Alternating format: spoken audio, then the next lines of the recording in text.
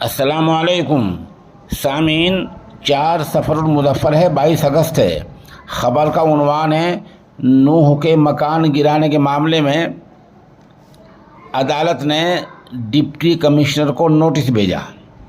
خبر تھوڑی تفصیل سے سن لیجیے۔ میوات نوح کے بلڈوزر معاملے میں پنجاب اور Haryana high court action mode میں آ گیا ہے۔ ہریانہ کے ضلع نوح میں بلڈوزر کی کارروائی جاری ہے۔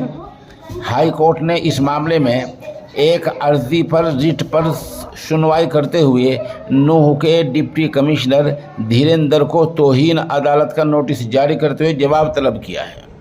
واضح ہو گیا عدالت نے توہین عدالت کی درخواست پر غور کیا۔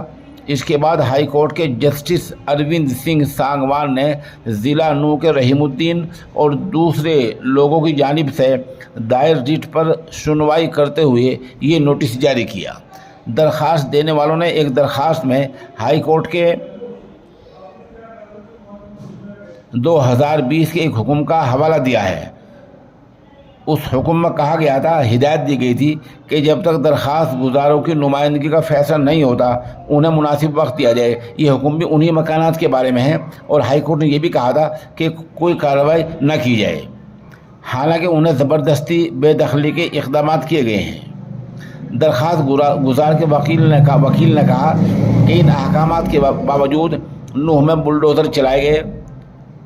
اب اس معاملے کی سماعت آئندہ 5 دسمبر کو ہوگی، جہاں ڈپٹی کمشنر کو یہ جواب دینا ہے کہ مکانات کیوں گرائے ہیں۔